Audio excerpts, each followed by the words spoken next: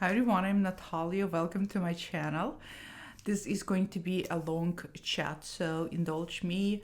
Get yourself something to drink. Let me turn off my email here. Get yourself something to drink. I'm in a very chatty mood. I need to relax and decompress with all of you. My husband just got me London fog.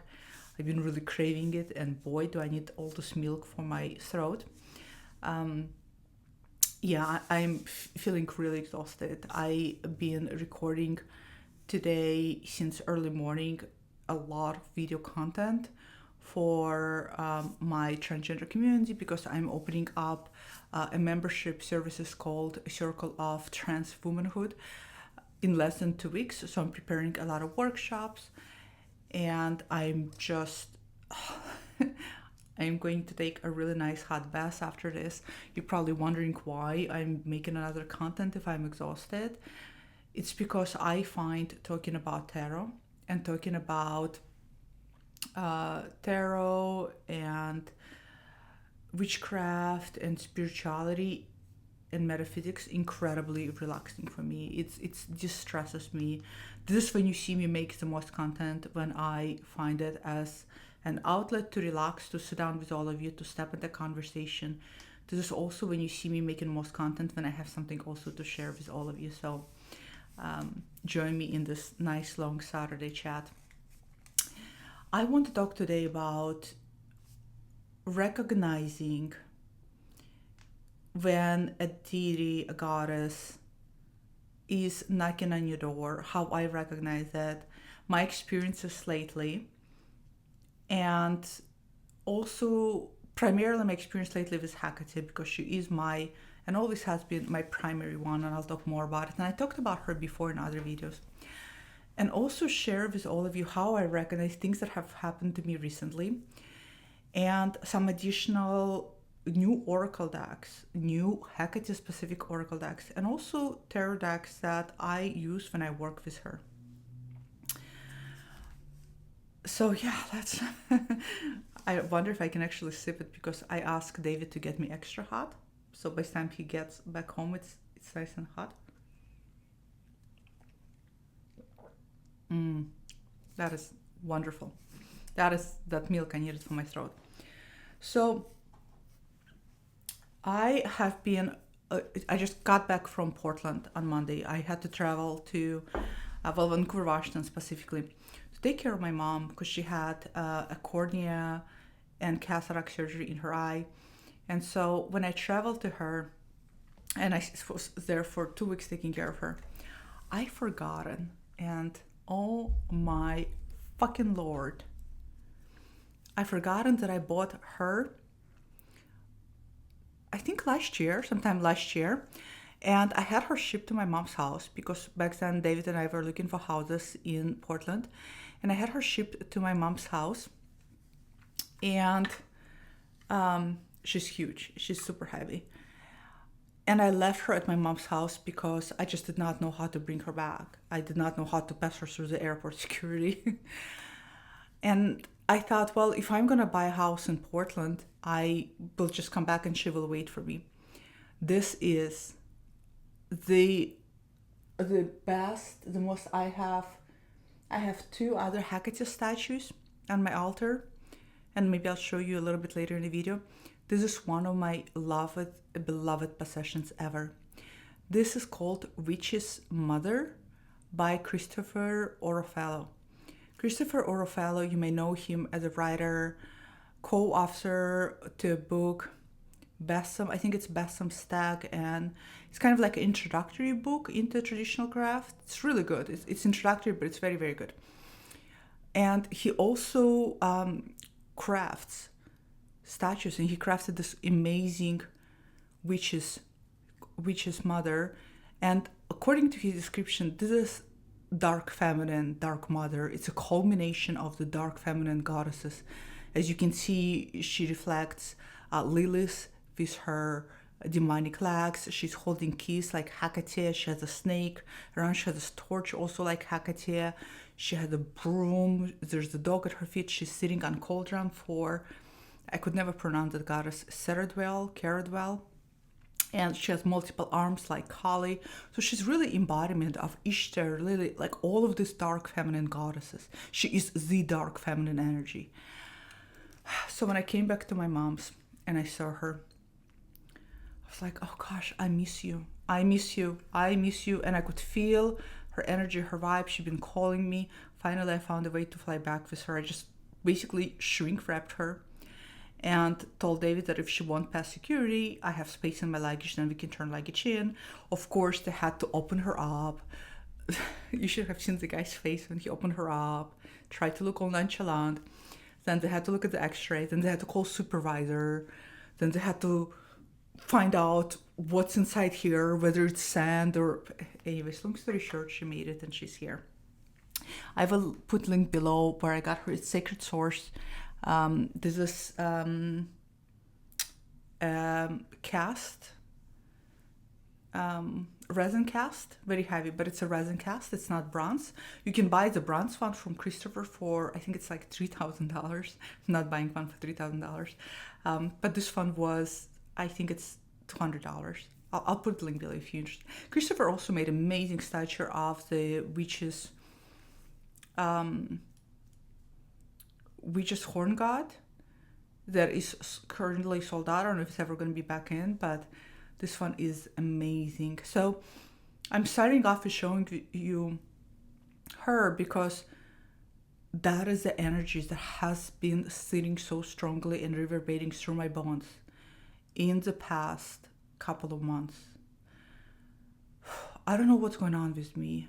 I am feeling a pull toward dark feminine energy, toward death, toward liminal space, toward thresholds, and toward Hecate more than I have ever done in my whole life. Maybe it's because I'm stepping into this role of holding space for trans women in the circle of trans womanhood. Maybe that's why. I'm assuming maybe that's why, but I've been feeling it so much more lately in my life. That is hot, but delicious. So what I noticed a couple of months ago is that I already have started to recognize the call when deities arrive in my life. I don't know about you. In the beginning of my whole spiritual, I've been using tarot since I was 16, but when I got heavily into reading about craft, reading about all sorts of different types of witchcraft out of curiosity, and reading about everything I could get a hands on, and reading about different goddesses. When I initially got into this space, let's call it that way, Hecate, I don't know what it is about Hecate, but I just immediately gravitated toward her. Maybe it's a kiss. I love kiss, always love the symbol of kiss. Maybe it's a snake. Every jewelry piece I have has a snake on it. I have snakes all over my place. I have snake plants, probably because they're the only ones who tend to survive around me. But she's the one that I strongly gravitated. And what's interesting is, once I started learning more about other goddesses, she still stayed with me. Like the gravitation, I could feel frequencies that there was something there for me. That gravitation pull wasn't just a facade, wasn't just something benign, it wasn't just something generic. It was legitimate pull. There were other goddesses that seemed interesting to me. I still love working with Lilith, Dark Madonna. I still love working with Venus, Medusa, and there's Kali. But again and again and again, I just get pulled back into working with Hecate. And I think for a lot of you too, when you start on this path, there might be a goddess you gravitate toward, and you either realize that gravitation is initially a very strong line of relationship, or you realize maybe not. For me, it was from beginning just slam dunk, period. It's been now, I think, close to 10 years in my spiritual, metaphysical space. as she has been strongly present. And like I said, for the past 2 months, ridiculously strongly present. So I have noticed that, one, I'm always gravitating toward dark goddess energy, maybe with exception to Venus, which also carries, I mean, I think all goddesses carry polarities of both, right? Everybody's balanced. But goddesses that culturally, stereotypically have been perceived as dark energies. And there has been time, for example, 3-4 months ago, there has been time when I felt a strong impulse to pull on my desk. I'm sitting on my desk. Oh God, it's such a special space. You don't realize how much your space, if you're space oriented, matters to you. How much, for me, I did not realize how much it holds me down and just makes me breathe, until I was away for 2 weeks and I was out of my element. And even my client individual work was affecting me so much more strongly because I was not surrounded by my supercharged items, and I didn't bring any of my, my protective jewelry. I didn't bring any of my candles. Just, you don't notice how much what you create, the ecosystem you create around you, how significant it is for you until you're out of that element. So I'm sitting at a desk. What I was trying to say is I'm sitting at a desk, and to my left is where I have tarot cards I work right now currently.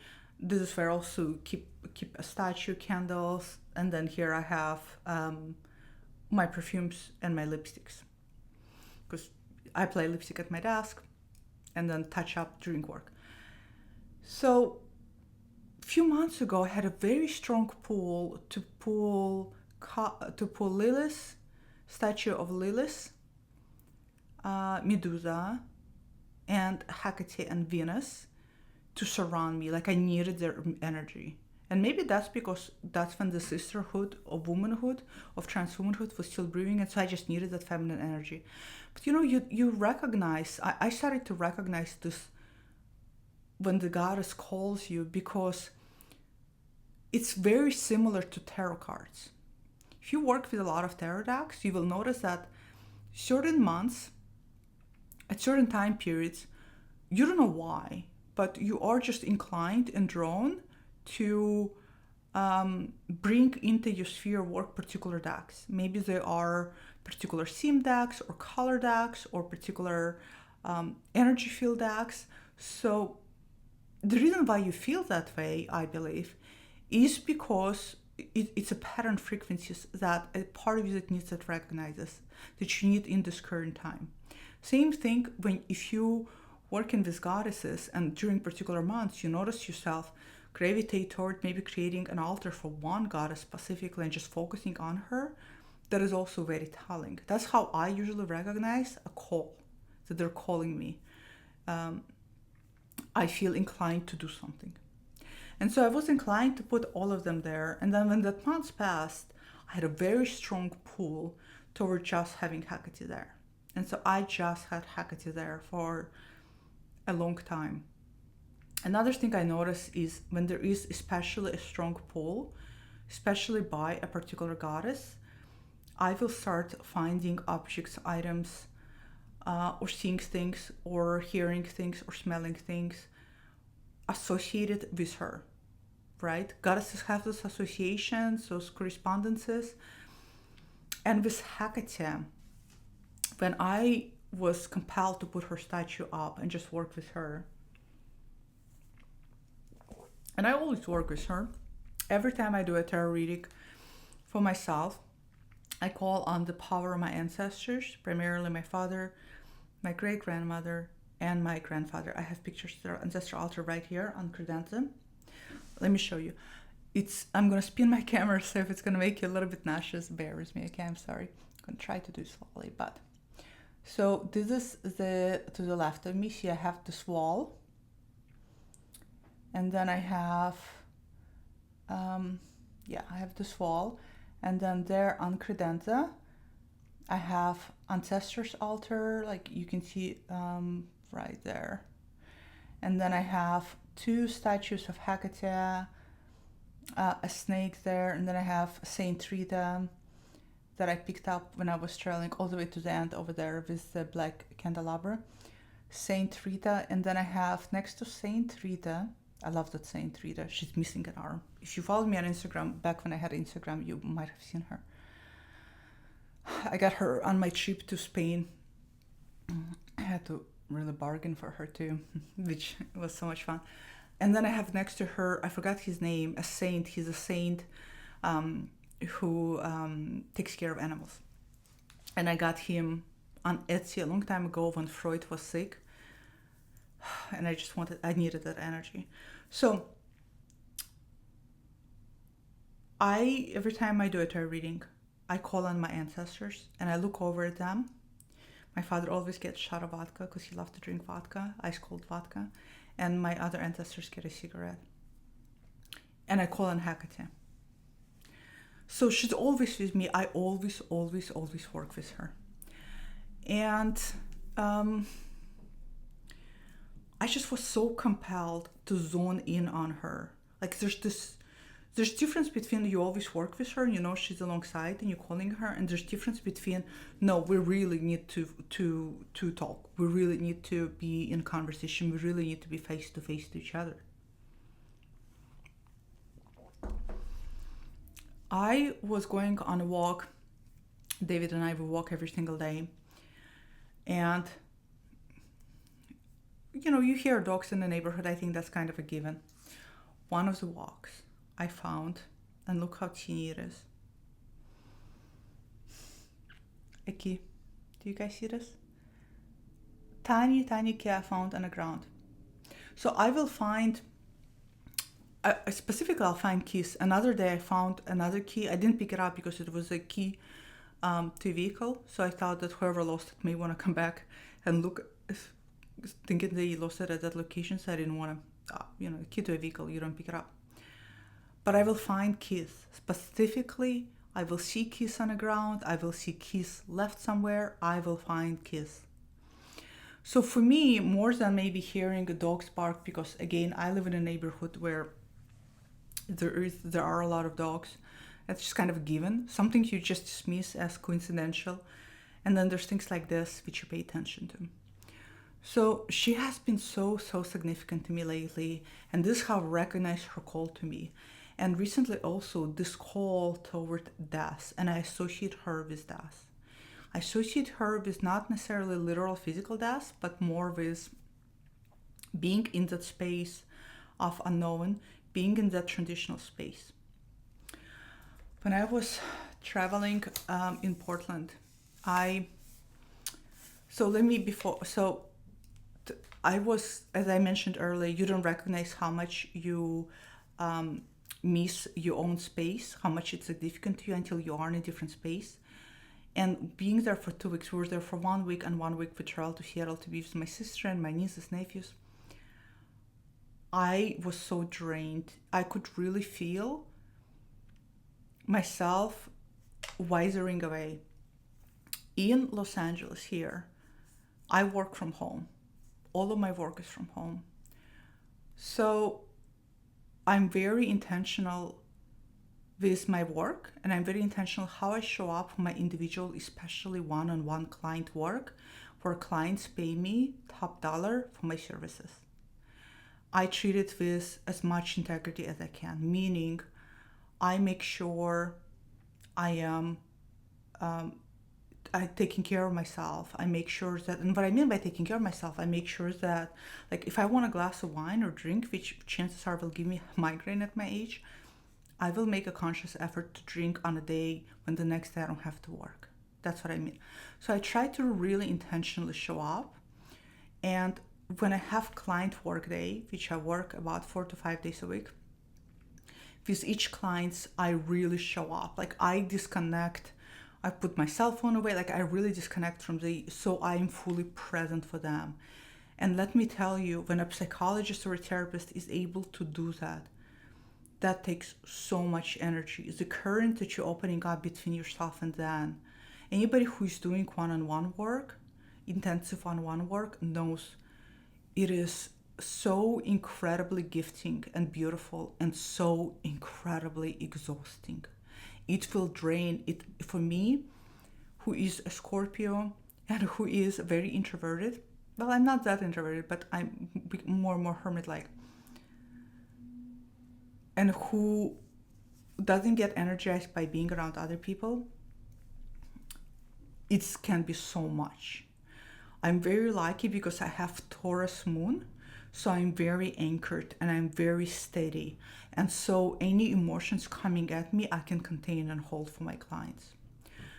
So I'm trying to say that here at home, I'm very intentional, not only with what I wear for work, the jewelry I have, I will have candles for protection to bounce off any negative energy so that my energy is not attaching to my energy. I have, and a lot of my clients going through a very difficult time, lots of traumas, lots of turmoil. I will always have candles burning, and I have my own rituals. I take hot baths several times a week to just allow myself to bring myself back to equilibrium. I have rituals about how I eat and what I put in my body. It's all intentional to make sure that I maintain my energies. I know it sounds like I'm such an anal control freak, and I think to an extent I am. And to be honest, I kind of learned that I have to be at least how I work and how I am what my body composition is. So if you do any kind of that work, I'd really encourage you to think about whether you're being very intentional with that, because it's really important. Long story short, so I'm surrounded by, even being in this room, everything in this room is intentional in the sense that it's so personal. Every art on that wall is so personal. The art behind me is so personal. All the books are so personal. The plants. It's a special room for me. I'm like that with my spaces. My spaces are personal to me. And when I travel, no matter how comfortable I am where I'm staying, it's never the same. So I was at my mom's place and at my sister, and I just was so drained. And I realized how badly I need my ritual and my space. And one day I said, I gotta go. I have to find a metaphysical shop. I really need a nice candle. And I just need something else. So I went to the shop that I found, and I got an amazing candle. By the way, I'll link it below. I found this great place. It's a Seattle company, but they make soy. It's all soy and coconut wax candles. They have wooden wick, if you like the crackling sound, and they have amazing earthy smells. I love it. So, and it burns beautifully, smells fantastic. So I got a candle, I got myself tea, decompressed tea, and I got myself a piece of chocolate, and then I stopped by a metaphysical shop that I found, and I got 2 oracle decks. Speaking about death calling me, I had Death Doula Oracle. I love that oracle. There was a time when I was raising funds to buy Carol Herder decks. So I sold a lot of my collection, and Death Doula was part of that collection I sold. So being in the metaphysical shop, guess what I repurchased? Death Doula Oracle. So Death has been calling me. And then I saw this print. This is not usually the type of art artwork that I'm gravitate toward, but there was something about, first of all, the red, and the way that she willingly allows the embrace of the death, and the way the death is not just embracing, but kind of taking her in. When I saw this, I knew that there is part of me that is currently dying, and I had to have this print. I got this. Prints don't come with frames, but then I go on Amazon and I get like a inexpensive. I got this from Amazon. I thought they go so well because it picks up green. Anyway, so Death has been calling me. Death Doula, Death Print, like crazy. Then I come back from Portland. This is all, by the way, weaving a thread into talking more about Hecate and recognize Goddess call. And I saw Dennis from Foolish Fish do a book review. I haven't looked at his channel in a long time, but he was doing a book review of this, and I thought this sounds really interesting. It's Psychopomps in the Soul, Traversing Death and Life for Healing and Wholeness, and it's written by a mental health therapist as well. I don't know, guys. I had personally, such hard time with Llewellyn publications. Llewellyn, I find, is really good in my experience. This is just my experience for very introductory basic text. I hear people sometimes talk about where are all the more advanced witchcraft books. I never find them at Llewellyn. I usually find them at Troy Publishing, Scarlet Imprint Publishing. Oh my God, there's so many publishers that focus specifically on introducing you to very particular writers, and especially writers who share their gnosis. If you're looking for advanced books, look there. Even just Troy Publishing, Gamma, or the Gemma Gary is the one who is published by them all of the time. Michael Howard, another great writer, is published by them too. So anyhow, long story short, I have a hard time with Llewellyn. When I see Llewellyn on a books related to craft, I'm so jaded. I look the other way. This is not disregarding amazing writers who pour their heart and soul in the books. Their books are amazing. At this point of development, it's just too not for me. Every time I read it, it seems too introductory for me. So I don't even pay attention to Llewellyn for craft anymore, because in my knowledge, for me personally, I am beyond the introductory level. But I saw Dennis talk about it, and he did such a great not discussion, but more kind of introduction into it. I thought, okay, psychopomps. I mean, just the title alone. Death, you've been surrounded by death. Hecate is a psychopomp. She's calling you. This is a breadcrumb. Pick it up. Read it. See okay. You'll be disappointed. Fine. But maybe there's the golden nugget here. So I picked it up. I haven't read it yet. It arrived yesterday. But the reason why I'm also bringing this up, and if you read this or reading it and you love it, let me know, please.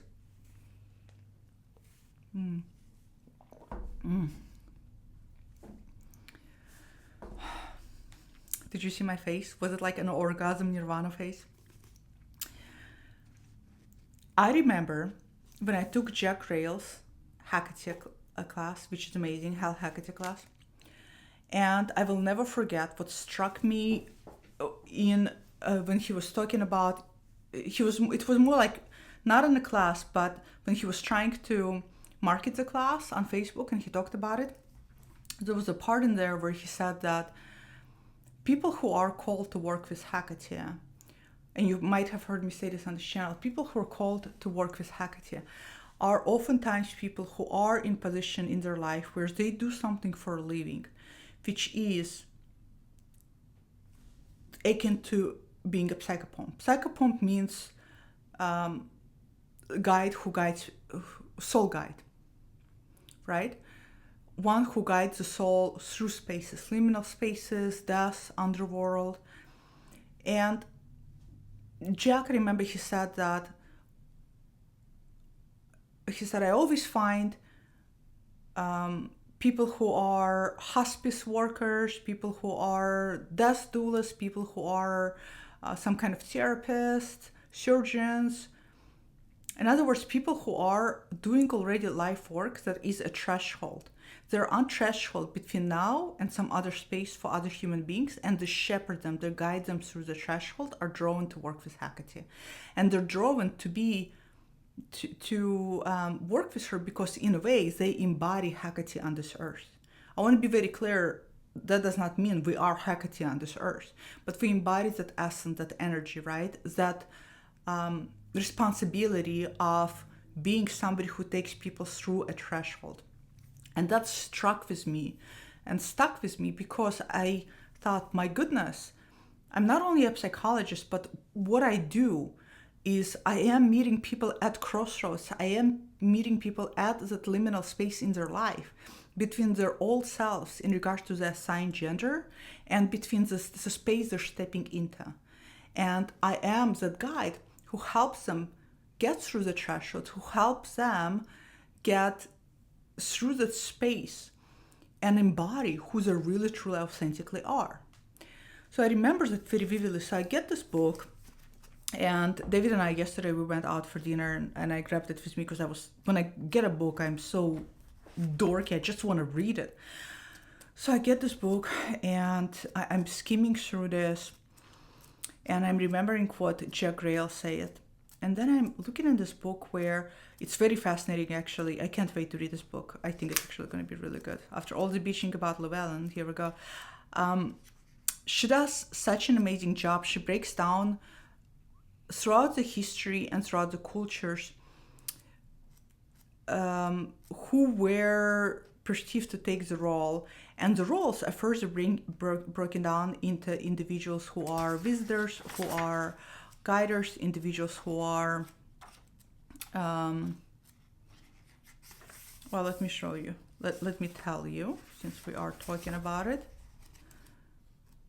It's really fascinating, which makes you look and orient yourself differently.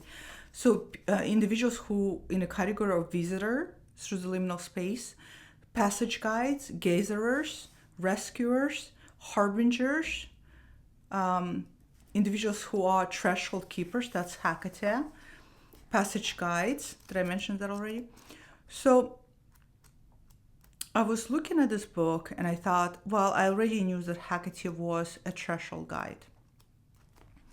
Because the fact that she is in that liminal space of threshold, and in fact, historically, the sign of Hecate has been plastered on the doors in between the threshold as you're about to enter for protection, because she was known to protect the household.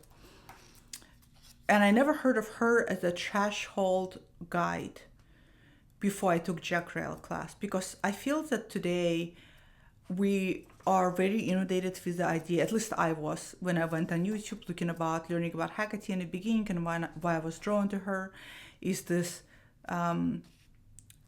triple goddess, which is a new kind of Wicca, pagan attachment to Hecate, but also that she's the goddess of witchcraft. But that's really kind of more my understanding, a little bit closer to modern interpretation of her. If you look at her history, more than anything, she is the threshold guide between any liminal space, and not just life and death, but life events. Somebody birthing a child, that's a liminal space between you, now not yet a mother, and now you birthed a child, you are a mother. You just stepped over the threshold. So she describes, threshold keepers as the ones who mark the transition from one place to another or point the way at the fork in the road. The threshold keepers focus on encouraging us to have the courage to make the choice that is true to our hearts and release the power the fear of others' judgment may have over us. I just read to you my job description. What I do as a gender specialist is exactly this. My job, the way that I always see my job, is not to tell people what their gender is or what they should do once they find out they have dysphoria. That's for them to decide, because I believe there's so many. I don't believe everybody has or needs to go through gender transition. Some people don't even think it's worth it at some point in their life. My job is to focus on encouraging them to have courage to make the choice that is true to their hearts. And when I read this in this book, together with what Jack Rail said, I had a very strong fit. That moment when things fit and you feel it. I had a strong fit, that feeling that not only there's a reason why I'm drawn to her and meant to work with her, because I embody the same energies and I do that for a living, but also that I am a psychopomp in my work. Now, when I say I am a psychopomp, don't get me wrong. I'm not saying that with some kind of virtuous egocentrism that I have some kind of power to take people through. No. What I mean by that is that I literally embody that. I'm literally the psychopomp, meaning that I guide souls in my life by just what I'm meant to do on this earth. And when I thought about myself as a psychopomp, I also remembered that many months ago, not the snake one, many months ago, I bought this with red garnet, a ring from blood milk jewels, which is called psychopomp. So when I acknowledged it for myself, and I think when we come to that realization of something about ourselves, and when we're able to label and categorize, this is why labels are so destructive, but also so liberating and powerful and helpful. For me, kind of putting label on what I do made me just, you know what it made me do? It made me understand why I do what I do. Not that I never understood that, but oh my goodness, let me try to explain. I find what I do for a living so hard. I'm actually getting emotional talking about it. I love my clients and I love my one-on-one work. But because I'm so, apart from giving my one-on-one, I'm also create ongoing YouTube content for trans community, and my channel right now has 45,000 subscribers. Not much, but it's a lot for me, and it's a lot of energy being plugged into my energy. I also create stuff on Instagram, and that's a lot of energy being plugged into my energy. I also about to open Circle of Trans Womanhood, and that's going to be another energy being plugged into my energy. I have so much respect for public figures, creators, anybody who does something publicly on a bigger scale. Of course, I have respect for people who do it on smaller scale, working with people every day one-on-one. There is, however, for me, a big difference between one-on-one work, where you can finish, wrap it up, and disconnect, versus when you know that your voice, your face, what you say, and your energy is out there constantly, accessible to everybody to see, to hear, to scrutinize, to talk about. Think about an energetic level. People talk about people who are public, no matter whether you're small, like me, tiny public figure, or huge public figure. People still hold your energy in particular regard, good or bad. That is bound to affect us. And I feel that. I don't really like the word empath. That's just me. Sorry, guys. I think we're all empaths. Everybody has the ability to empathize to a lesser greater degree. Some people are just much more intuitive to it. Some people are just more in tune with it. I have such a pet peeve about that word. But again, that's me. The older I get, and the bigger my channel grows, and the more energy is plugged into me, the more I feel it. So it can be so exhausting. And I think that the only thing that protects me and has protected me and continues to protect me throughout the years are my spirit guides, my spiritual practice, and the biggest protection of all is me working on myself. There's a great book by, what's her first name? Something Connolly. S. Connolly. What is her first name? But I think her book is written just under S. Connolly. There's a great book on protection. She writes a lot about demonology. She's great. If you ever want to get into demonology, she's a great writer. She has a book on protection, and in that book she says that your biggest protective tool is not the candles, it's not the spirit, it's not the sigils, it's not spell work, it's you. The more you work on yourself, the more stronger your mind is, the more you detox and work and integrate your shadow, the stronger you are going to be. You're going to be calm, you're going to be, and that's your biggest protective instrument. Because all of these energies affecting me, they can only get to me if I let them, even though there's always something that gets through the cracks, right? I can't control everything. But what I come across, what I see or hear in comment section about the people I serve, or in the comment section about myself,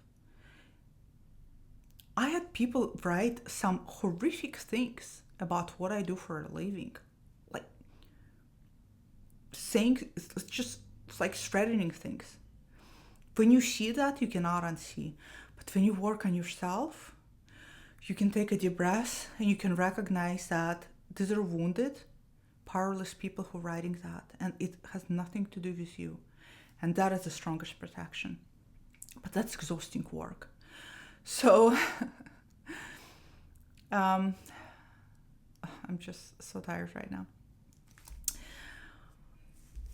Me naming that what I do for a living is an actual being a psychopomp in this life was so liberating and powerful for me, because a lot of times my work is so hard and I just sometimes ask myself, why didn't I just choose to like specialize in couples therapy, or I don't know, it's something else that is not so challenging. But here I am. Here's what I do, and here's what I'm really good at doing. And I get my community, and I really truly get them. So, but it gets hard. And when things get hard, becomes difficult to be in alignment with your integrity and with your values. And so for me, understanding that, but this is who you are. You are a threshold guide. This is who you are. And being a threshold guide is hard. Being a threshold guide is difficult. And that's okay. But this is who you are. Just kind of like acknowledging that on something that you already knew about yourself in that way, with those labels, helped me have humility for myself and tremendous amount of work that I do and bring to the table. No wonder, right? As I'm talking, you can tell, no wonder she has been calling me so loud. So now 40 minutes in, are you guys done with your coffee, your beverage of choice? Let me share with you things.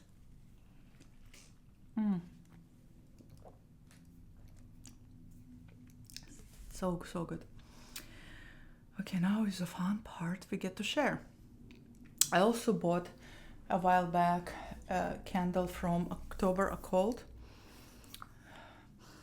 I asked for Hecate candle. It's all the things that Haley, the creator, usually puts on top, has been already there, like underneath in a wax, because I've been burning it. It smells so nice. I tried Haley's candles many months ago, and this is when I just got into candles, and I was such a moron, and I did not know that wooden wick you're supposed to trim too.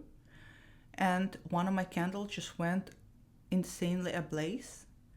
And I never bought her candles again because I thought that, well, they'd like go combust.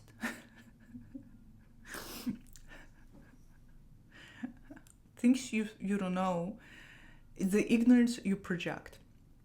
So now, since learning about candles, I realize that, oh yeah, you're supposed to trim even the wooden wick and have zero problems.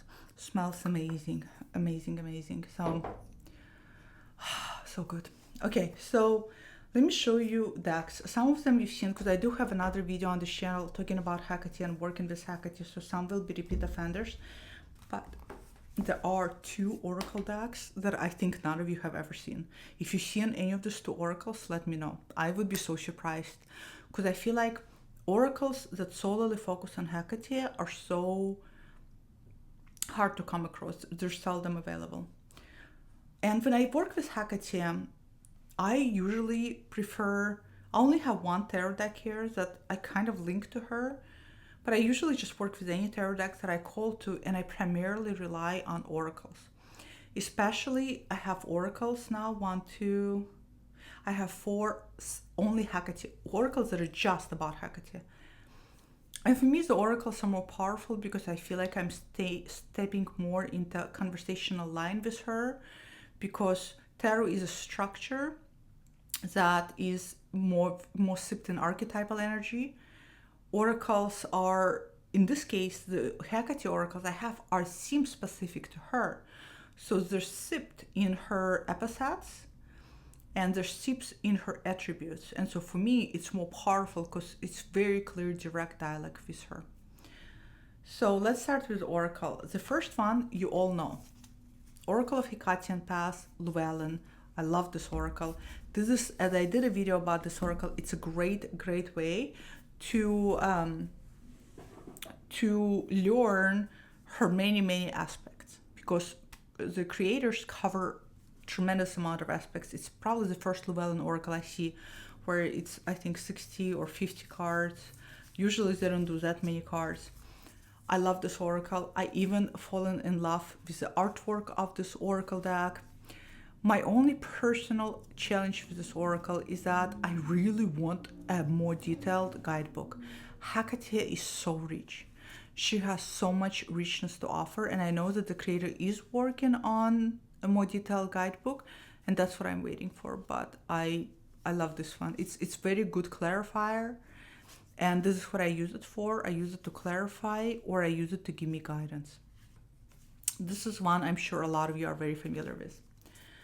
Another one that you are going to be familiar with, and this time I actually took her guidebook so I can remember her name because I was such an idiot not remembering it in one of the videos, is Jennifer Heather Hecate Oracle. I have all of her oracles. I etched mine purple. And I love all of her oracles because they feel so kitschy to me. But specifically her Hecate Serpent Oracle are my two favorites. I have her Lilith Oracle. I haven't yet worked with it yet. I have Aphrodite and Persephone Oracle from her, and they don't really vibe well with me yet. Nothing wrong with them, it's just energetically. But this one is really good, and this one has been giving such clear answers. I also use this one as a clarifier, or I use one as a guidance of what direct guidance I have from Hecate. This is what I love about oracles that are Hecate specific, because you get to ask what are the direct guidance you have for me on about this particular situation or this particular question. Now, two oracles that I don't think you guys know of yet. If you do, I'd be surprised. This one, I stumbled on, I saw this as advertisement in Facebook. And honest to God, when I purchased it, I thought that this is an oracle that, I thought this was fraudulent. The website looks, I don't know why, just everything felt strange. I thought I just spent $88, which is what it costs, $88 on something fraudulent. I just don't know why I had this stupid feeling. But no, it's not fraudulent. It's very real, and I love it. I love this oracle deck. So it comes etched in silver. These are the backs. It's nice, thick cardstock. It's called Hecate. I'll put a link below. Oracle, small guidebook. The images they're computer generated. I don't know if it's AI. It's definitely computer generated. I guess computer generated is AI, right? There's only very few cards that I don't care for. Look at this. I love this. But there's a whole bunch that I love. I love this one for fear. Activation. Oh, so pretty. Destiny. I also have been using this as a clarifier. Look at this next one. Creation. Isn't it gorgeous? So yeah, this is, I mean, what would we call these images? Computer generated, right? Or is this AI? Educate me. The only way I know how to spot AI is that if there's like deformity, right? where individuals depicted have some kind of deformed, like the tarot I have, Lilith and the Machine tarot deck I have, the hands are all look not like real human hands. And that's how, look how gorgeous that is. I really love the artwork in this one. I was analyzing hands in this one for deformity, but I don't see any. The only image I don't like, I don't like this one. It feels very pagan to me. I'll see if I can spot. I think there's only 2 cards in a whole oracle that I don't like. It's really pretty. I really wish the guidebook for this oracle was much more detailed. And this oracle arrived in this really nice, long, rectangle, beautiful black box. Oh, look at this. I love panther. Panther is one of my favorite animals. Look at this one for release.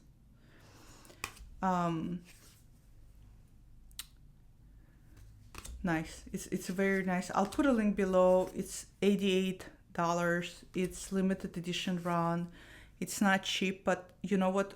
If you love Hecate as much as I do, I'm trying to find some more interesting images. If you love Hecate as much as I do, for me personally, I cannot have enough oracles or tools to work with her because I just love it. I love it. I love her energy, and decks that specifically made, like this one I don't really care for either.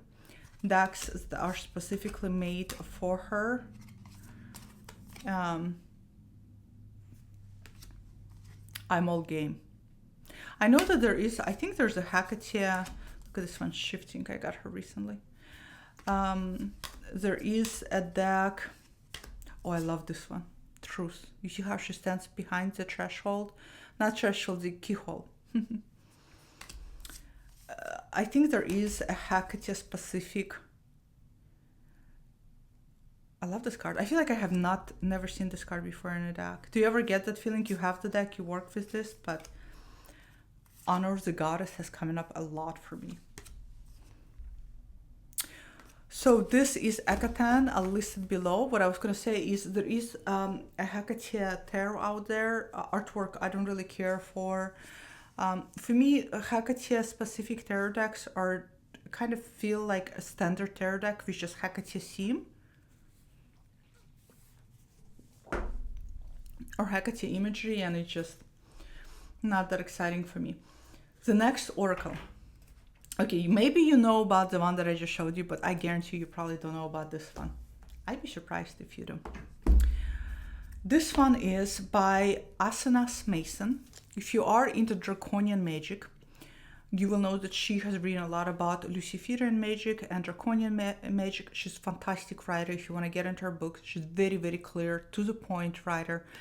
Kind of reminds me a little bit of, what is his name? He's a writer. He has a Hecate class. I have a lot of his books. He has books on protective magic, sex magic. What is his name? He writes just to the point, very clear, very, very good writer. I can't remember him right now. But I discovered, has a Hecate oracle. This is a very personal oracle deck for me. I'll link it where I got it. It is $100. The book is nice. It's so personal for me, this particular deck, because it has 33 cards and there are all 33 epithets of Hecate. And for each card, there's an image, description of epithet, and then it finishes by invocation for that particular epithet. The reason why it's such a specific oracle for me, I etched mine black, by the way, it doesn't come black, here's the backs, is because I use this oracle as prayer cards. I use it not as clarifiers. Whereas other decks I will use it as clarifiers and guide, but I use it more as, think about it, using it as a major arcana, right? Where you really want to do a soul deep dive, where you're finding yourself in that liminal transitional space, and you want to ask Hecate, what energy, how energetically do you need to show up to move through that space? I've been using it more as for like energy of the week, space of the week. And reading the description doesn't necessarily give you a oracular message, in the sense of when you pull this card, that means it's more describing epithets from which you can then draw and conclude how it's applicable to you. I see each card as a threshold. I guess that's the best way to describe. More asking, in this time in my life, what threshold am I stepping through? And I use the prayers that she has written herself in the end of episode as a way to connect to that particular energy of Hecate, as a way to invoke the energy of the goddess. The images all depict more or less the same. It's a computer generated image of the same woman, but she is like here's, Hecate episode, she of the sea, and she's seen in the midst of the sea. So it's more or less the same. You just get her embodying somehow the energies of that episode. So yeah, I just got this one recently. I got this one last week. We just came, no, sorry guys, this week we just came back from Portland on Monday, and I knew that I had to throw myself head in because I felt so behind, because I couldn't do my work at my mom's place. I couldn't create and videotape workshops at my mom's place. So when I came back, I knew that I had to hit the ground running.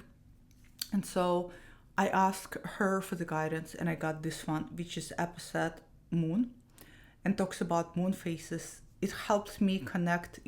She's also standing on one side. She has an owl representing the darkness of the moon, and she has nocturnal dog hair. But this particular card helped me step into the flow and ebb of changes that accompany the moon. She also describes how this card speaks to menstruation, menstrual cycles. I just finished my menstrual cycle, so I was just in the beginning of my menstrual cycle when I pulled this card. So it's just very personal deck for me. I think that if you work with Hecate on this type of personal level, this might be a great deck for you. If you are just, she's just one of many goddesses you work with, and you want a deck that is good oracle deck and a clarifier, I would say that the Oracle of the Hecatean Pass, which is Amazon, inexpensive, I would definitely get that one. And then I would just get one of those two or both of them if you can, if you love it, if you're drawn to artwork. For me, being drawn to artwork is everything. So quickly, let me share with you some tarot decks. There's not many, there's only two. I'm making sure I got everything, because I did want to do another video for all of you sharing about my pull toward craft lately, and a cold, and a specific deck I got that I don't think a lot of you have seen also, that is a cold base, like not a cold, yeah, it is a cold, it's more like higher magic base deck, let's put it that way. And then I have one of the deck you all know about. I consider it to be very low magic witchcraft, earthbound. You've seen me show this deck before. I trimmed my copy. It's the Hecate Tarot by T. Bibot and H. Azarians. I have a video on this. It's out of print, unfortunately. This is a very special tarot because it's kind of follows tarot structure, but it does its own thing altogether, and it's also all based on Hecate episodes. The art kind of gives an appearance that it's been like stretched out, and I think they were trying to do another run to redo it, but for some reason things did not come to fruition. But I love this deck. It's a very unique deck. As you can see, I trimmed my copy, and all the majors have